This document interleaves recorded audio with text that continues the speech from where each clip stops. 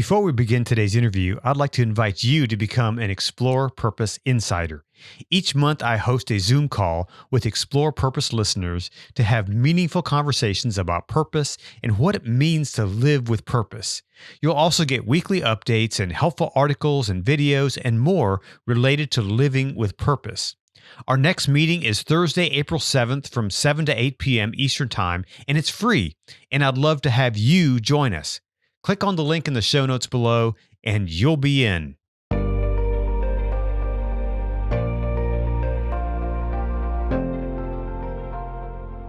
Welcome to Explore Purpose, the podcast designed to inspire you to live a life of purpose so that you can make a greater impact on the world around you.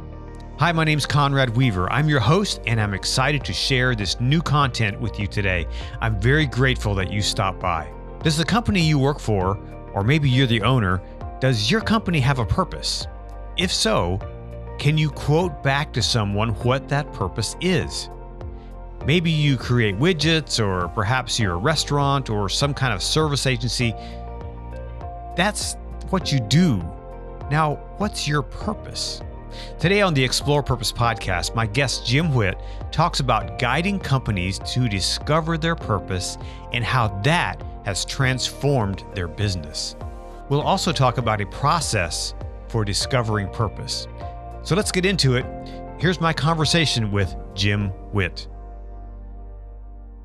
Well, Jim Whitt, welcome to Explore Purpose. So glad to have you on the program. Thank you, Conrad.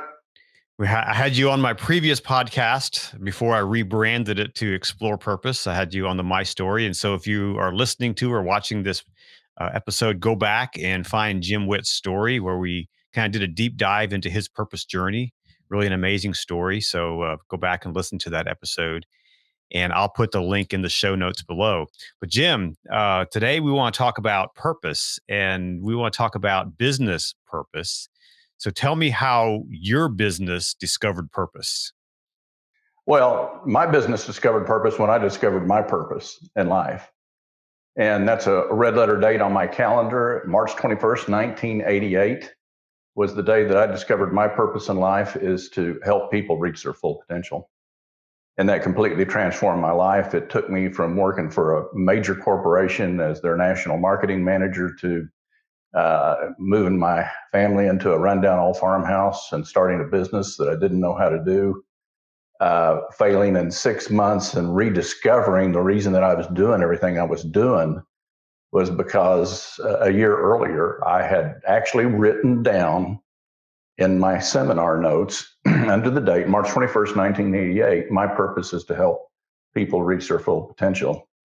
And when I reread that, living in this rundown old farmhouse, not knowing what I was going to do, it was as if God spoke directly to me and said, "You figured it out, Jim.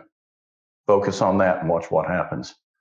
And that was over 30 years ago, and it launched me into the business today that I'm still engaged in. And I've traveled all around the world as a speaker, as a consultant. I've written 3 books. I'm considered, as you said, an expert in this field. And I'm just as amazed about it as everybody else. It's people say, "Well, how'd you do that?" And I say, "Well, it's real simple. I discovered my purpose in life, and then I developed processes to help other people discover their purpose in life. And lo and behold, it worked for them too. And then I discovered processes for businesses to discover their purpose and to create purpose-driven organizations." That's an interesting that you bring up processes, because just a few weeks ago, I listened to the Craig Groeschel leadership podcast, and he was talking about when you have a goal, if you don't have a process for that goal, the goal is just an idea and you're not going to get anywhere, but you got to have a process. So what's that process for a business to not only discover purpose, but then to live that out and to keep that purpose in front of their employees, in front of, in front of their work? Well, I used to get on a plane and have the conversation that we have. We ask each other, "Well, what do you do? What do you do?" And I'd tell them, "Well, what I do is I help people and organizations reach their full potential." And Well, how do you do that? Well, I help them discover their purpose. And they looked at me like a cow standing at a new gate. they, they had no idea what I was talking about, because 30 years ago, nobody was talking about purpose in business. That was, it was like, you might as well tell me how to go to the moon. Mm-hmm. And, I'd get off the plane and I realized that nobody that I was talking to had a picture up here in their mind, in their schema, of what kind of an organization I was helping them create. So I'll go to my shameless plug here. I sat down and I wrote this book, Writing for Great the Brand. book, by the way. It was a fun read. Well, thank you. And the reason I wrote it is because I got tired of explaining it to people. And as you know, it's an allegory. It takes place in the future. It's about a rancher in Oklahoma that's going broke, and he doesn't know what to do. And he goes to San Antonio and he hears this speaker who talks about discovering your purpose in life and how do you apply that to business. And it provoked the rancher to apply it. And he creates the model organization of the 21st century. And it's all based on purpose. Mm-hmm. And so when I started giving that book to people, or I tell them, they say, well, can you do this? I said, well, read the book, buy the book. If I saw them and I had a copy, I'd give it to them. And if I didn't hear back from them, that disqualified them. It's like, we're not going to have any conversation here. If I got a lukewarm response, that disqualified. But if they said, man, I really liked your book, and that's the kind of organization that I want to create, I'd say, we got something to talk about. And so they already had in their minds what the process was. And it's built like this. If you have a diamond, and like a baseball diamond, what I do is I draw on first base, I draw purpose, because that's where it all starts. At second base, I draw partnering. Third base, I write pioneering. And at the bottom where home plate is, I put profit. And that's the whole process right there. Unfortunately, though, in business, we always start where? With profit. Home plate. Yeah. Let's start with profit. That's kind of like, and that's just, it's bass backwards. Mm-hmm. Is what you have to do is you have to identify what the purpose of the organization is. And, typically with an organization is we put together a leadership team, and everybody on the leadership team has to read that book, Writing for the Brand. And then I have a debriefing guide on it, and an action guide, if you want to call it that. And they have to complete that. And we get together and we talk about that as a group, because I want to make sure that they can take the principles from my book, this allegory that takes place in the future, and apply it to their organization. And you can start seeing the light bulbs come on.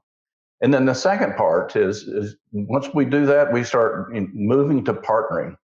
And you don't have to be vertically integrated to succeed, but you have to be virtually integrated. You have to get other people that want to buy into your organization's purpose, and they want to partner with you to help you fulfill that. The third thing is pioneering. And it's interesting that we are naturally goal-seeking, pioneering people. We always want to see what's over the hill, what's over the mountain. So we have to pioneer and look into the future. And I have a pioneering process that I use with them. And I sit down with, I try to include as many people in the organization as I can in this process and break them into small groups. And I've done this with as many as 1,000 people in a room before, but we break them into groups of like 5. And the 4 questions, and they can be changed just a little bit depending on the organization. But the first question I ask is, what did the world in your industry look like 30 years ago? And the second, and so I let them, they write down all their answers and they share it with the rest of the group. It's really interesting because, 30 years ago, everybody I know what it was like 30 years ago. Second question is, okay, I want you to go 30 years into the future. What's the world going to look like 30 years from now? This just blows their minds because, the first list is a mile long. This list gets a whole lot shorter. But I asked them, I said, don't use any judicial thinking. I want you to be just as futuristic as you possibly can be. And they come up with some interesting stuff. They really do. Third question is kind of be like, if that's what the future is going to look like, what is this organization going to have to do and look like to succeed in that future? Mm. So right then you're building the elements of designing that organization, not for success today Hmm. or tomorrow, but 30 years from now. Well, that's something that I think most people don't think about. They think about now. What can I do now that's going to bring me profit? That's going to make me wealthy. That's going to, allow me to impact my customers now. But it's not. You don't think that far ahead so often. And if you're thinking now, you're behind. Sure. And that's why people say, well, what's 30 years? And I said, okay, well, you've gone through strategic planning sessions, haven't you? Yeah. Well, how far do you usually look out? Oh, 3 to 5 years. Hmm.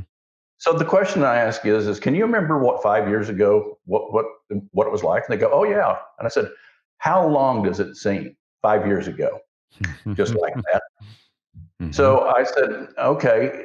Now the reason for that is if you only look 5 years back and you apply that to now, you're just simply seeing now as an extension of the past. Hmm. And you'll keep doing what you've done in the past. And if people don't believe that's true, go back to 2008. And all these major corporations that had entire strategic planning departments all failed at the same time. At the same time, they all went over the cliff at the same time. Why? Because they weren't projecting the future, they were just trending.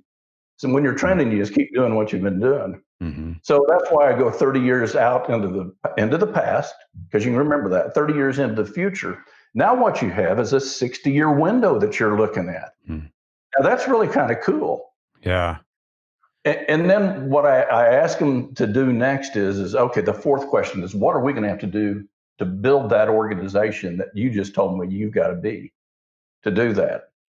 And that changed. I built this back in, I think, 1999 for a client. And we completely overhauled their entire organization, changed everything for them. And that's when I realized, well, man, I've stumbled on to, a really great process Hmm. here. And it's not your traditional strategic planning process.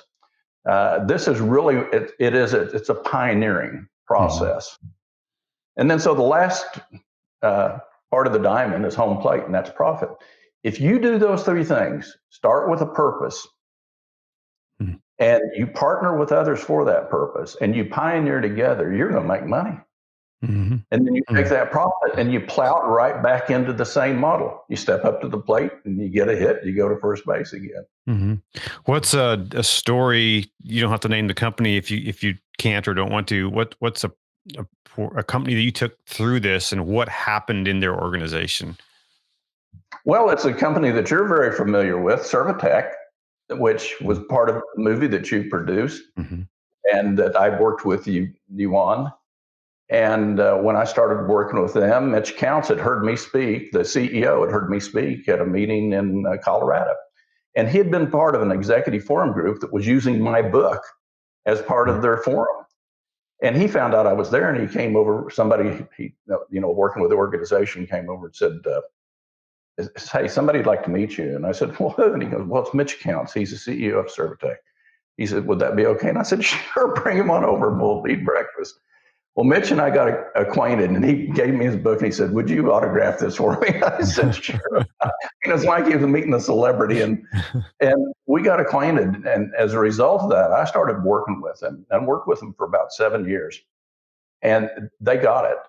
And they had one of these mission statements that was about that long that nobody knew, nobody could repeat. It was meaningless, Mm-hmm. like most mission statements. And we helped them identify what their purpose was through that process. And their purpose was to make the planet more productive. Mm-hmm. And they're the largest crop consulting group in the world, one of the largest laboratories for soil analysis and feed analysis in the world. And so the greatest problem that we have in the future is how are we going to feed the 9 billion people that are going to populate the earth in the year 2050? Mm-hmm. Well, to do that, we have to make the world more productive. There's a limited amount of land that we can use for crop and livestock production. So, and what happened as a result of that process is 5 years into the process, we increased their revenues by 50%. Wow. Yeah, I mean, it was just In unbelievable. 5 years. In 5 In years. 5 years. And Mitch has since retired, and he's a wonderful guy. You met him, and you got flew with him in his little airplane. Yeah, that he built in his basement. that he built in his basement, right? Now, you talk about process, Conrad. There is a great example. Mitch was such a great CEO to work with because he actually did what I told him he needed to do in the process. Mm-hmm. And here's a guy that built an airplane in his basement with nothing more than a blueprint, and he turned the page every day and he built it and it flew. Yeah. And I remember telling somebody one day, they go, you flew in a plane with a guy that built it in his basement? And I said, I trusted him more than I would on any commercial airline I'd ever get on. I said, I watched him build that airplane for 2 or 3 years. I'd go down to the basement when I was out there working with him, and we'd go in and see what progress he'd made. So that's a good example of process. There's others. Teeter Irrigation, Monty Teeter, you're going to have on. Worked with them. Was Monty's company at one time was the largest center pivot distributor or dealer in North America. And their purpose is to make every drop of water count. Now, you and I both know that the real critical issue in the world, you can talk about global warming, climate change, anything else you want to talk about, but it's water. Sure. Yep. Because without water, nothing else matters. Yep. And unfortunately, people still don't understand that is a crisis that's right now that we can impact and do something about. So it's important that we make every drop of water count. And I could go to 2 or 3 other examples with you, but there's 2 examples that you're familiar with, and the people that I've worked with that are very impactful. So when you go through with a company and you help them discover their purpose, then how do you keep? They bring on new people. They might even bring on a new CEO. How do you keep that purpose in front of everyone and keep them focused on that? Well, that's a tough chore. But the way that you do that is you have to give them, a template. So we have them read the book, rewrite it for the brand. And then they complete the action guide that goes along with that. And it's important that it's the CEO, it's his responsibility. He has to preach the purpose. He has to be the evangelist for purpose, and he has to mean it. And there's 4 qualifications that I have for creating a purpose. And if you don't hit these 4, you don't know what it is. You just got another mission statement. Number 1 thing is it has to be positive. We're put here on earth to do something positive with our lives. People want to be part of something that's positive. That's one of the problems that we have, I think, as a nation and a world right now. We are focused on so many negatives, everything that's wrong, and it's on the TV every day and the radio and the newspapers. And it's like, after a while, that poisons you. Sure. So your purpose has to be positive. The second thing that it has to be powerful. It has to get your blood to pumping. You have to believe in it. And you have to want to be a part of it. You want to partner in that. The third thing is it has to be simple. And there's a real simple requirement for this. If I ask anybody in your organization what the purpose of your organization is, can they tell me? In one sentence, using exactly the same words every time. If they can't, you don't have it. And the fourth thing is it's serving. And everybody is put here on earth to serve other people. And as you do it as an organization, it can be working with, say, Mother Teresa, who cared for the sick and dying in the streets of Calcutta. Or it could be something as capitalistic as Sam Walton, who built the world's largest retailing empire. And all he did was focus on 100% customer satisfaction. Those are examples that everyone can relate to. So if I'm a business owner and we've been making widgets for, somebody, and we're selling widgets and we're, in the widget business, how can I say that what my purpose is? How can I figure that out? You have to go through the process. See, we all would like to say, oh, our purpose is this. Well, first of all, you hadn't even thought about this before. Most businesses are just trying to stay in business. They're so busy doing business, they're not actually building the business. Mm-hmm. But the process that I just described to you is how you find that purpose. Mm-hmm. Once we go through the pioneering process, then what we do is we involve people in writing the story, the future history of the company. Mm. They have to. It's like I use different magazines, like Time magazine or Forbes or whatever else. And the year is this is 2022, so it'd be 2052. Mm-hmm. So in the year 2052, Conrad, your company has just been named as the model organization of the 21st century. Mm. And you have to write an article about what happened between then and now that got you to be the model organization of the 21st century. And as you write all this out, and then we take these and we see, and now you got people participating. Mm. It's not just the senior management that came up with something and said, okay, all you munchkins out here, this is what we're going to do. We want you to participate. They have to take ownership of it. Sure. Mm-hmm. If they don't own it, you don't have it. They're the ones that have to make it happen. And as a consultant, that's really what I'm doing is I'm facilitating the process. They're the ones that are actually doing it. My job is to keep them in that process. Then we take all those articles and we condense those into one story that's the future history. And now what you've done is you've had the employees of the organization create that story. They're part of the story because they wrote part of the story. Mm-hmm. You got a little bit of piece of everybody in that organization to do that. Mm-hmm. So once you've done that, then you take ownership of that. And once you take ownership of that, then that's not the organization's purpose. That's your purpose for the organization. And let me take that a step further, if I might, is if you help every person in an organization discover what their individual purpose is, then what you have is the company purpose over here, and you have the individual purpose, and it comes together.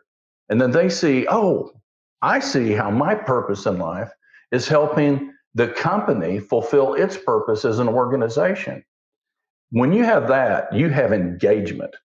Now, everybody talks about what engagement is. That's what engagement is when I get up every day and I realize what my purpose is, and I go to work with the company to help the company fulfill its purpose. You just answered my next question. In this process, do people discover their own purpose in this as they explore their company's purpose, or do they have their own purpose first and then the company's follows? That's a great question. And the reality of it is we as individuals are just like CEOs of companies. No one's ever challenged us with this concept of purpose. Dan Pink came out several years ago with a book called Drive. I don't know if you remember that, but what he found is that what people really want from their work is number one, purpose. Mm-hmm. It didn't have anything to do with money. Mm-hmm. It was purpose. And the second part of it was autonomy. And the third thing was mastery. Those were the three things people wanted from their jobs. Well, then, Simon Sinek came out here a few years ago with the book of we'll start with why. Mm-hmm. And see, they all come back to purpose. Mm-hmm. That's what it is. So when you provoke people, and Monty Teeter was one of my first clients who asked me one day, he says, "What do you call yourself?" And I said, "What do you mean?" He says, "What's your title?" I said, "I don't know, because I just started being a management consultant when my first client made me one. I didn't know what it was." I said, "Well, I guess I'm a management consultant." And he says, "No, you're not." And I said, "I'm not." And he goes, "No." He says, "You are a professional provoker." He says, "That's all you do is you provoke me and you provoke me and you provoke me." And I got to thinking about that, and I thought, that is what I do. I provoke people. I want to provoke individuals to ask themselves the question, what is my purpose in life? I want to provoke organizations to ask the question, what is our purpose as a business? And then the responsibility is theirs. I tell people this, we'll move over here and include the individual at this point, okay? Mm-hmm. Is I can't tell you what your purpose in life is, but I'll give you a shovel and I'll tell you where to dig if you want to find it. And then, of course, there's another shameless plug, because that goes back to this book, The Transformational Power of Purpose, how to find and fulfill your purpose in life. And so people, I've done it with them. I've coached them through it personally. I've done it in seminars with them. I've had people just take the book and work their way through it. And the prerequisite is if you want to find your purpose, you will. Seek and you'll find. And the cool thing about it is we were all created from the foundations of the world for a purpose. We're not here by random chance. So the Creator wants you to know what your purpose is. So what you have to do is start looking for it. And when you start looking for it, you'll find it. And then one day, as you're going through the process, see, again, and I can't tell you where in the process you'll find it, you'll go, wow, that's it. That's what my purpose in life is. And they write it down, and it has 4 qualifications. It has to be positive, powerful, sinful, and serving. It's those 4 things go into that. And I make a bold promise to people. When you discover what your purpose in life is, your life will become electric. People and circumstances will come into your life at appointed times. You'll discover abilities and talents that you never knew you had to help you fulfill that. I told people I'm an old cowboy. I grew up in Osage County, and everybody hears about Osage County now. And it's I cowboyed, and I didn't know what I was going to do for a living. I didn't want to go to college, so I enlisted in the Army, and I flunked my physical. So after a couple of jobs, I ended up being foreman of the Methodist Boys Ranch in the state of Oklahoma. And then the superintendent and I got into it. We had a personality clash. Can you believe that? And he fired me. So I told people, I said, what do you do when you've been rejected by the Army and the Methodist? I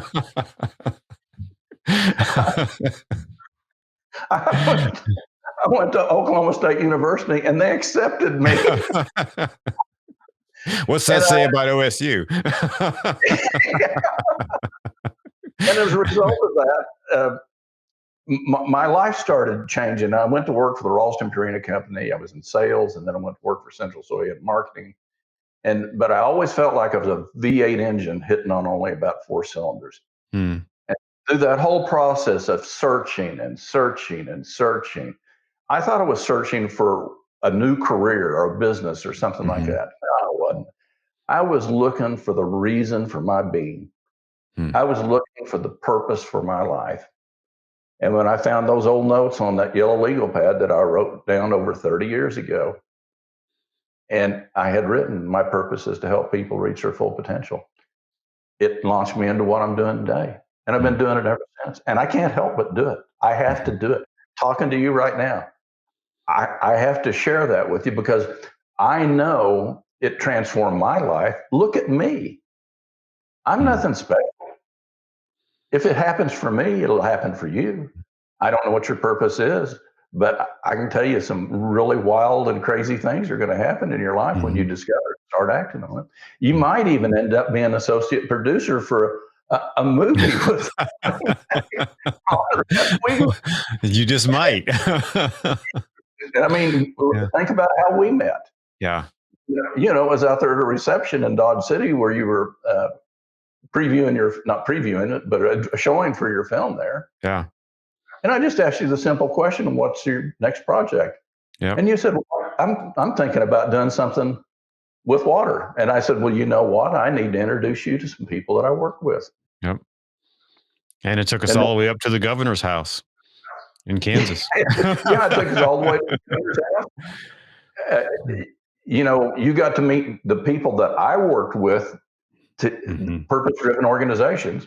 Yep. And see how that impacts agriculture, food production, and how those people in their individual lives and their companies are truly feeding a hungry world. And because you were living your purpose, you allowed me to discover, really, when I first started thinking about purpose was after I met you.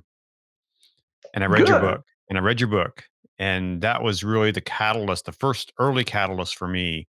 Although I have to say, I gave a talk at my high school graduation. I was the only senior. So technically I was a valedictorian, but because I was the only senior, I was valedictorian. It was a very That small would be school. the only way I would do it. Yeah, yeah. So I gave, and you know what the topic of my speech was that day? I What? was I was 18 years old. What is the purpose of life? Oh man. So I feel that my journey has come full circle. I started out as a senior in high school asking, what is my purpose? And now I'm 56 years old. I'm looking at the last third of my life, ahead of me, saying, okay, now what is my purpose? And it took me all these years to come to this place where I know my purpose now and I'm moving into that. And my purpose is to inspire others to live their purpose and make an impact. Amen. Because when we don't have purpose, we can't make an impact. We can't have as great of an impact. No, you're. I tell you what, you don't really need me on this podcast. You just need to you need to tell your story. The thing that what you experienced is I've found with a lot of people that I've helped discover their purpose, they were living their purpose all along to varying degrees. Mm-hmm. And it's kind of like driving down the interstate highway, and you kind of have an idea where you're going to go, and you don't know exactly. So you get off on an exit, Mm. and you drive around a little bit and say, "No, this isn't it." You get back on. Yep. We've all done this because Yep. we would stop and ask for directions like our wives told us to do. and and then we're doing that, and when we're kind of veering back and forth. Another example that I would use is it's like a plane. A plane's only on course 1% of the time. The rest of the time, it's making corrections all the time. Mm. And through your life, there's times where, boy, you just feel like everything's just right. I mean, it's work. You can feel that you're on purpose. Mm-hmm. Now, you can't describe it. You wouldn't use those terms, but you have that it's kind of like a Zen feeling or whatever you want to. The stars are lining up for you. But then there's other times where you feel like, man, I'm just struggling. Mm-hmm. I don't know what in the world I'm doing here. And I tell people, if you're struggling, that's good, because there's value in the struggle, because now you're using the shovel and you're starting to dig. And then I tell people, the people that I really worry about are those that aren't struggling. Mm-hmm. Because either one, they don't care, they're apathetic. Mm-hmm. Number two, they've given up. They just don't believe. They think it's like that movie, As Good as It Gets. Mm-hmm. And you think, well, is life just like this? Is this as good as it gets? And the third thing is, well, I know what my purpose is.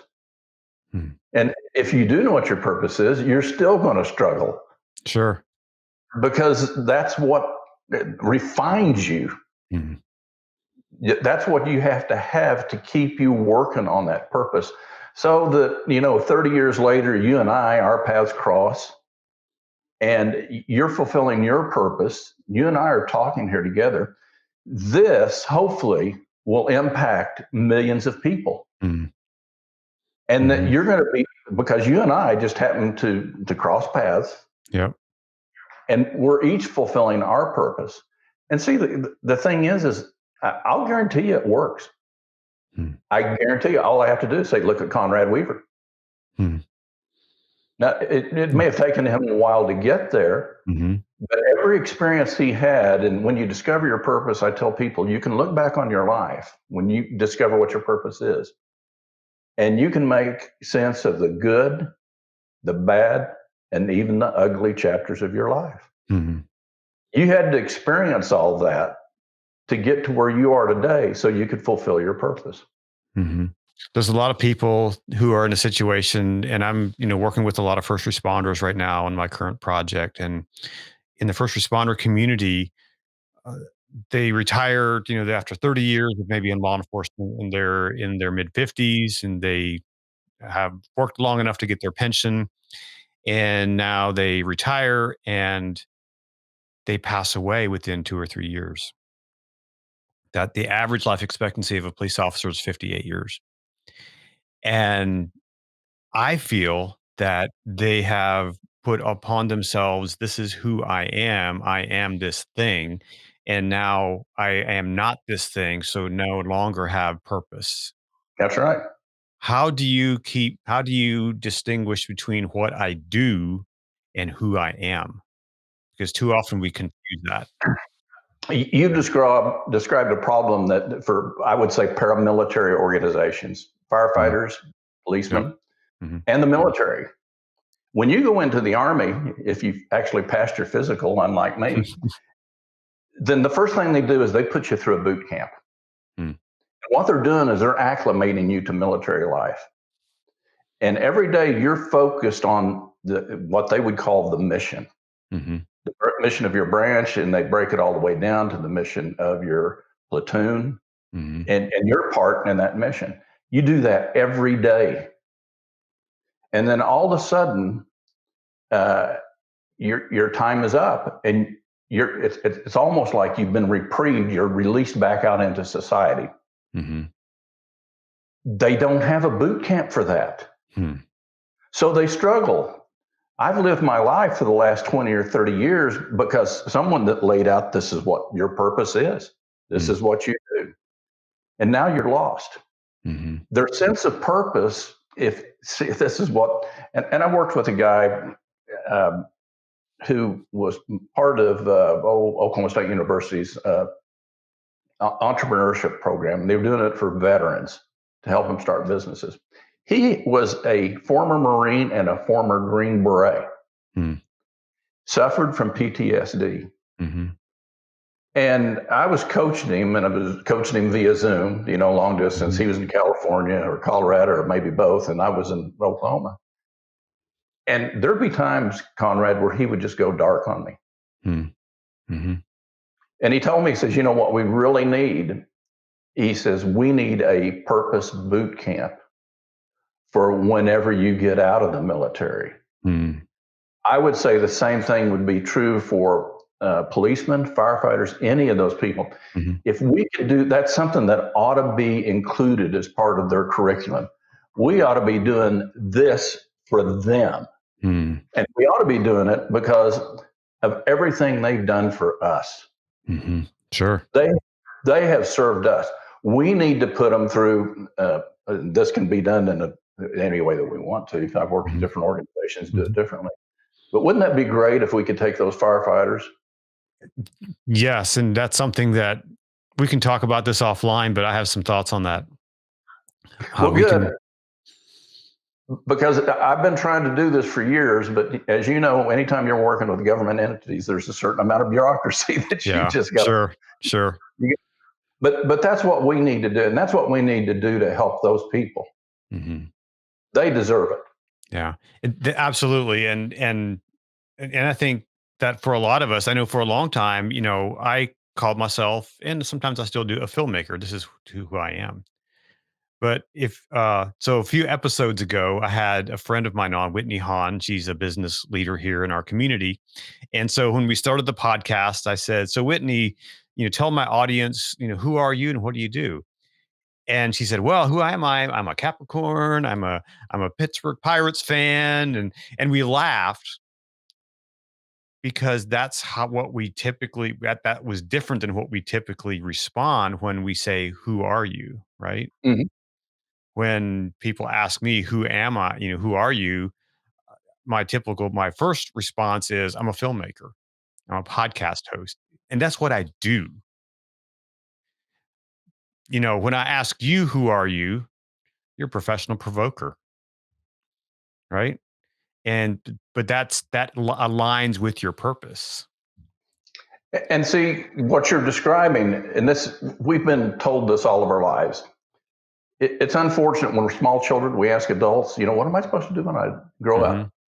Mhm. And they tell us, shut up and stop asking so many questions. Go to school, get good grades, get you a good job so you can make a Mhm. lot of money, so you can retire, so you can die. Yeah, right. And that's the track we're given. Yeah. You just described that. So whenever you're retiring from the police force or from the fire department and you're 58 years old, Mhm. you followed that path, didn't you? Mhm. You did all of that. And see, the question we need to be asking of children, and we need to get this into our education system, is whenever they're asking, what am I supposed to do when I grow up? Is we should be saying, Well, first of all, we need to help you discover your purpose in life because you can do a lot of things. Mm-hmm. See, being a filmmaker is just a vehicle. Yep. Being a Absolutely. speaker, being a speaker is just a vehicle. Mm-hmm. Being a consultant or an author, or even for me as a filmmaker, Mm-hmm. I've done all those things, but that's not me. Mm-hmm. Those are just the vehicles that I use to help people reach their full potential. Mm-hmm. And I'm having to create new ones because we had this pandemic that destroyed my career as a professional speaker. Mm-hmm. Well, that's devastating when you have your career, your Mm-hmm. vehicle completely taken away from you. Yeah. If that's all that was, you know what? I'd be just as suicidal as, And I you think know, that's what a firefighter, a police officer, even a dispatcher, those are our public service folks. That has been the vehicle for because almost everyone in the first responder community, they want to give, they want to help, they want to serve. That's their purpose, really. And their vehicle is that agency that they signed up for, the badge that they wear. And when they the lose same that, thing is true for people that get into healthcare. sure. And then what they find is, and this is unfortunate too, is they end up battling the bureaucracy Hmm. just so they can fulfill the reason that they became a policeman or a firefighter or a nurse or a doctor in the first place, Right. which is also sad. But see, whenever you're on purpose, you can persevere. Hmm. If you're not on purpose, you can't. Life is just too tough to Hmm. persevere without a purpose. Yeah. And people that commit suicide don't want to die. They Hmm. just see no purpose in living. Right. So for our audience, tell what's something practical that a listener can do today to begin moving their life toward purpose. Well, I guess the first thing I'd say is ask yourself the question, what is my purpose in life? Just ask yourself that question. If you can't answer that question, but you want to answer that question, that's the second part of it. You have to want to. Mhm. No one's going to make you do this. I'm not going to make you do it. If you want to do that, then you have to engage in a process that will take you to the discovery. And Conrad, that's one of the reasons I'm really happy that you're doing this purpose series. Mhm. Is in essence what you're doing is being an extension of me Mhm. because you're Mhm. telling the story that will get people to ask them that question. So I would say, first of all, they need to ask themselves the question. They need to listen to Conrad Weaver's Purpose series so that they can get to hear other people Mhm. that we're talking about how they're fulfilling their purpose in life. Mhm. Uh, if they want to know, I have a process that they can Mhm. follow that'll help them discover their purpose in life. I don't know how it works. I don't think I'm supposed to know how it works. All I know is it works. And if you really want to do that, you need to engage in that process, and you'll get there. That's the main thing. On Mhm. the other side, for the business, Mhm. this is more critical today than it's ever been before because business. I feel so bad for small business people Mhm. who've had their entire businesses they worked a lifetime for that's had to take them away from them. And I would say this for any size business is if your people can't answer the question of what's the purpose of our business, then you better get to figuring that out because you're not going to be here. It, you ask why 30 years? And the reason I chose 30 years is 30 years, if you look in the Bible, is a generation of Mhm. people. And it takes a generation to implement meaningful change. That's why it took the Israelites 40 years to make an 11-day trip from Egypt to the promised land. Mhm. 11 days if they just walk straight in line to get up there. No, they had to wander for 40 years out there. And finally, that generation had to die Mhm. because they had a slave mentality. They Mhm. couldn't understand what this whole idea of we're being liberated. And that may not be a bad analogy for the world and our country where we are today, is we have to understand that this process takes time. Hmm. Your process, it's taken you 30 years for you to come to the place of truly understanding your purpose, right? Mm-hmm. It has. Yep. Well, it did me too. It took me 35 years, 6 months, and 16 days. Hmm. That's March 21st, 1988. Hmm. At that point in time, you have to say, and I use this exercise all the time. I'll use it right now. Let's just say that your average age, if you use actuary tables, let's just use 70 years, okay? Mm-hmm. That would be 27,365 days, I believe, something Hmm. like that. So take your age right now and convert times 365, and you'll come up with that number of days, and subtract it from the 27,365 days. And ask yourself a question. How many days do I have left? Hmm. Now, a lot of us are on the short rows, I'll tell you right. Because I turned 70 on September 5th. But I don't care when I go, because I know for the last 30 years, I've been living my life on purpose. I've been fulfilling the purpose for which God put me on this planet. Now, there's been times where I haven't done a really good job of it, but every day, Mm-hmm. that's what we should be doing, is putting one foot in front of the other and just marching towards the fulfillment of our purpose. Don't worry about the results. Hmm. We're in the efforts business.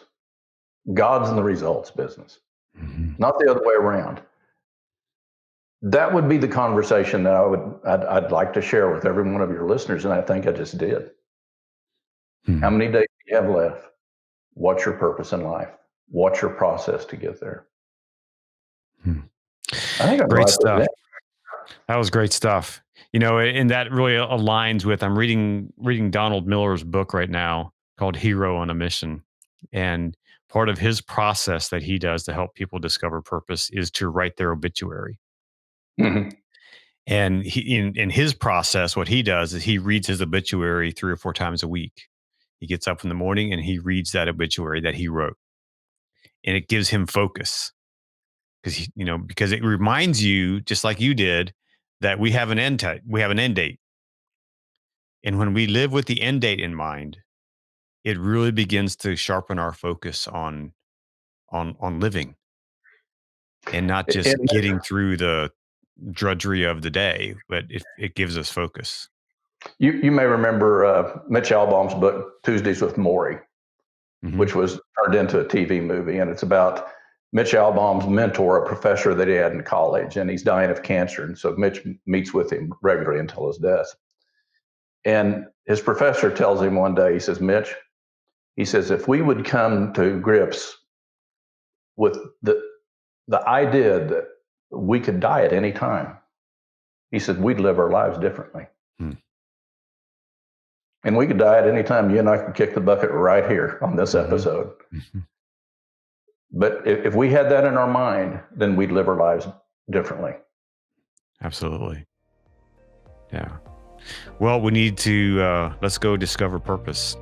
Jim, you've been an inspiration to me for a number of years. And so I want to say thank you for what you have done, not only for me, but for companies around the world.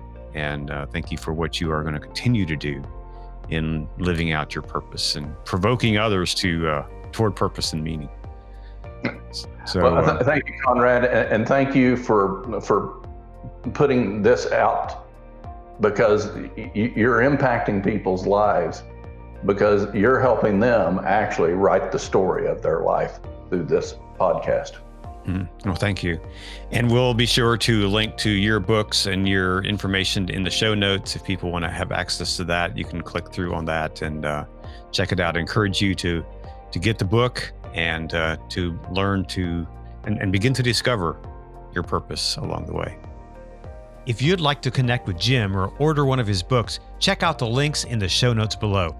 Hey, if you enjoyed today's podcast, please subscribe and leave a review. I'd love to hear what you thought about the show, and I'd love to hear how you are living out your purpose. And be sure to follow us on all the socials. Check out the links in the show notes. And don't forget to sign up to become an Explore Purpose Insider. Click on the links in the show notes to learn more, or go to explorepurpose.com. Until next time, go out and make an impact by living life with purpose. Thanks for listening, and I'll talk to you again next time on the Explore Purpose podcast.